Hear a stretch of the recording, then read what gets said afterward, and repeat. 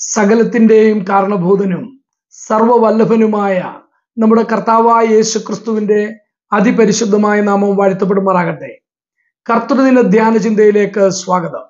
നമ്മുടെ കർത്താവിനെ ആരാധിക്കുവാൻ ദൈവം നമുക്ക് ഒരു ദിവസം കൂടെ അനുവദിച്ചു തന്നതുകൊണ്ട്, ദൈവസന്നിധിയിൽ ഒന്നിച്ചുകൂടി ദൈവത്തെ ആരാധിക്കുവാൻ ദൈവം നമുക്ക് അവസരം നൽകുന്നതുകൊണ്ട് നമുക്ക് നന്ദി നിറഞ്ഞ ഹൃദയത്തോടെ ദൈവത്തിന് സ്തോത്രം ചെയ്യാം.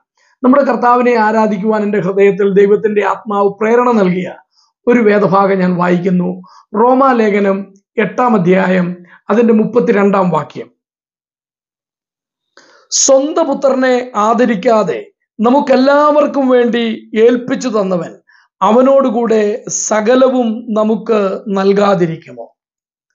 സ്വന്തം പുത്രനെ ആദരിക്കാതെ നമുക്കെല്ലാവർക്കും വേണ്ടി ഏൽപ്പിച്ചു തന്ന ദൈവം അവനോടുകൂടെ സകലവും നമുക്ക് നൽകാതിരിക്കുമോ? എന്തൊരു വലിയ ചോദ്യമാണിത്.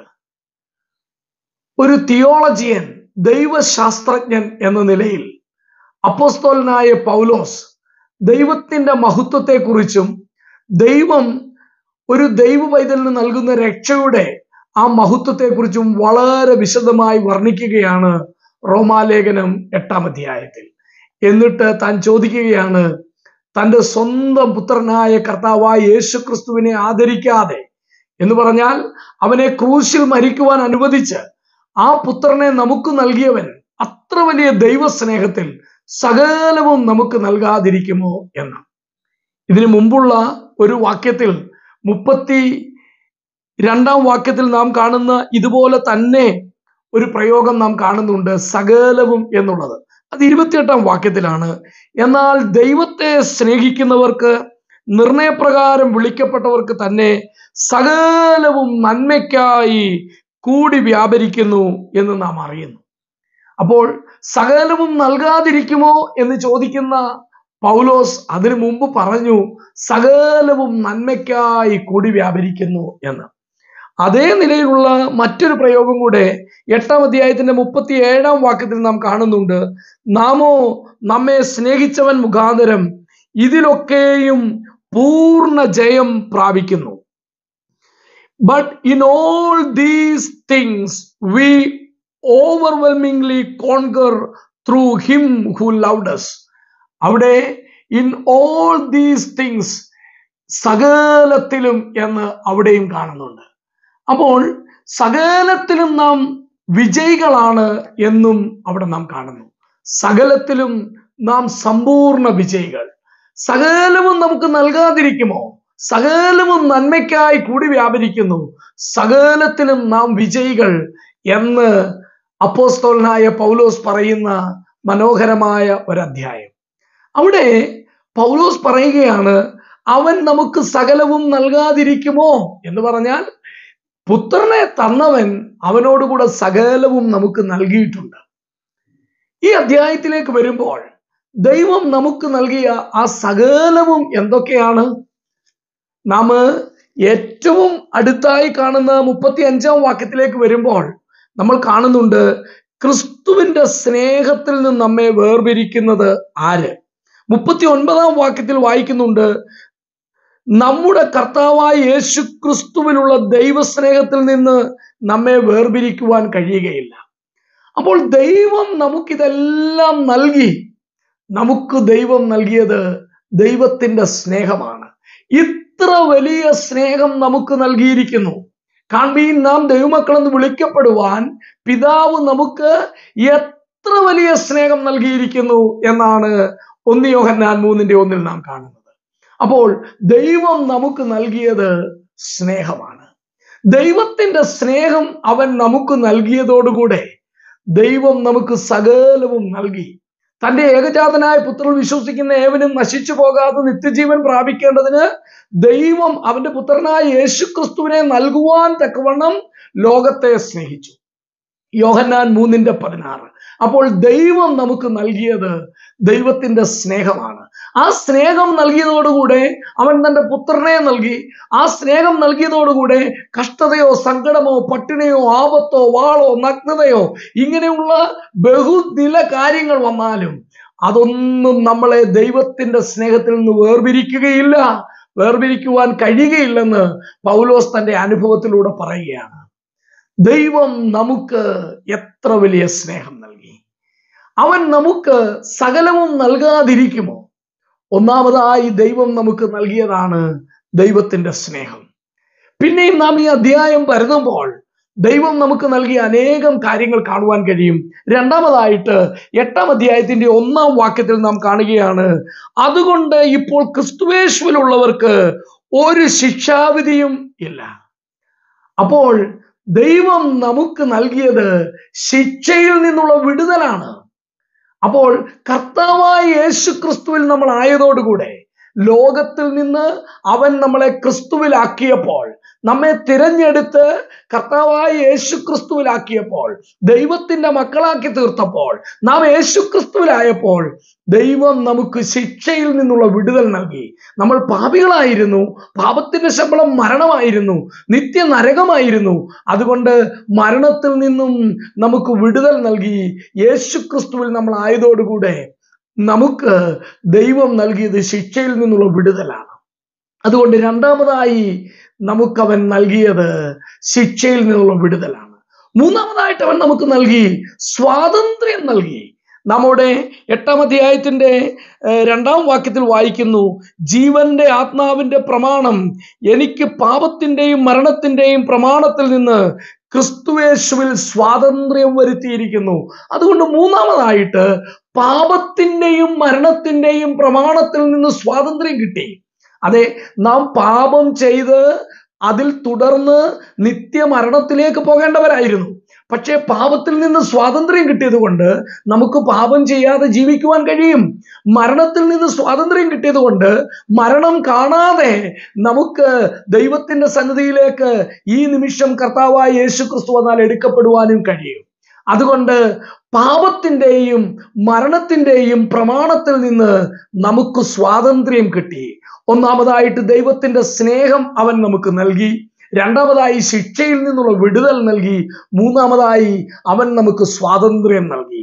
നാലാമതായിട്ട് നാം കാണുകയാണ് 8-ാം അധ്യായത്തിന്റെ 9-ാം വാക്യത്തിൽ. അവിടെ നമ്മൾ വായിക്കുന്നത് ഇങ്ങനെയാണ്, നിങ്ങളോ ദൈവത്തിന്റെ ആത്മാവ് നിങ്ങളിൽ വസിക്കുന്നു എന്ന് വരികിൽ ജഡസ്വഭാവമുള്ളവരല്ല, ആത്മസ്വഭാവമുള്ളവരത്രേ. ക്രിസ്തുവിന്റെ ആത്മാവില്ലാത്തവൻ അവനുള്ളവനല്ല. നാലാമതായി ദൈവം നമുക്ക് കർത്താവായ യേശു ക്രിസ്തുവിന്റെ ആത്മാവിനെ നൽകി. അതായത് പരിശുദ്ധാത്മാവിനെ നൽകി. നമുക്ക് പരിശുദ്ധാത്മാവിനെ നൽകിയത് കൊണ്ട് ആത്മസ്വഭാവമുള്ളവരായി തീരുവാൻ നമുക്കിടയായി. ദൈവം സകലവും നൽകാതിരിക്കുമോ? ദൈവം തന്റെ പുത്രനെ മാത്രമല്ല നമുക്ക് നൽകിയത്, നമ്മോടുകൂടെ എന്നേക്കും വസിക്കേണ്ടതിന് ദൈവത്തിന്റെ പരിശുദ്ധാത്മാവിനെ നമുക്ക് നൽകി. പരിശുദ്ധാത്മാവിനാൽ നമുക്ക് മുദ്ര നൽകി. പരിശുദ്ധാത്മാവിനെ നമുക്ക് അച്ചാരമായി നൽകി. പരിശുദ്ധാത്മാവിനെ നമുക്ക് ദൈവം നൽകി എന്നുള്ളത് എത്രയോ വലിയ ദൈവത്തിന്റെ ദാനമാണ്. ആദ്യ ദാനമായ പരിശുദ്ധാത്മാവിനെ നാം പ്രാപിച്ചു എന്ന് ഈ അധ്യായത്തിൽ തന്നെ നാം കാണുന്നു. അതുകൊണ്ട് ദൈവം നമുക്ക് നൽകിയ വിലയേറിയ ദാനമാണ് എന്നേക്കും നമ്മോട് കൂടെ ഇരിക്കേണ്ടതിന് ദൈവത്തിന്റെ പരിശുദ്ധാത്മാവ്. അഞ്ചാമതായിട്ട് നാം 8-ാം അധ്യായത്തിന്റെ 24-ാം വാക്യത്തിലേക്ക് വരുമ്പോൾ കാണുന്നു, പ്രത്യാശയാലല്ലോ നാം രക്ഷിക്കപ്പെട്ടിരിക്കുന്നത്, കാണുന്ന പ്രത്യാശയോ പ്രത്യാശയല്ല. അതുകൊണ്ട് നമുക്ക് ദൈവം നൽകിയ മറ്റൊന്നാണ് വിലയേറിയ പ്രത്യാശ നമുക്ക് നൽകി. അതെ, ഈ ഭൂമിയിലുള്ള സകല ജീവജാലങ്ങളും ഒരു രക്ഷയ്ക്ക് വേണ്ടി ഞരങ്ങിക്കൊണ്ടിരിക്കുകയാണ്. നിങ്ങൾക്കും എനിക്കും ദൈവത്തിൽ നിന്നുള്ള ഒരു വലിയ ഉറപ്പുണ്ട്. നമ്മുടെ താഴ്ചയുള്ള ഈ ശരീരത്തെ കർത്താവായ യേശു ക്രിസ്തു തൻ്റെ മഹത്വമുള്ള ശരീരത്തോട് അനുരൂപമായി രൂപാന്തരപ്പെടുത്തും. അതിനുവേണ്ടി നമ്മുടെ കർത്താവ് വരുന്നു. അതുകൊണ്ട് അവൻ മുന്നറിഞ്ഞവരെ അവൻ വിളിക്കുകയാണ്. അവൻ മുൻ നിയമിച്ചവരെ വിളിച്ചവരെ നീതീകരിച്ചവരെ തേജസ്കരിച്ചുമിരിക്കുന്നു. അതുകൊണ്ട് കർത്താവ് നമുക്ക് നൽകിയിരിക്കുന്നത് വിലയേറിയ പ്രത്യാശയാണ്. ആ പ്രത്യാശ നിലനിൽക്കുന്ന, ഭംഗമില്ലാത്ത നല്ല പ്രത്യാശയാണ്. അപ്പോൾ നമുക്കിന്നൊരു പ്രത്യാശയുണ്ട്.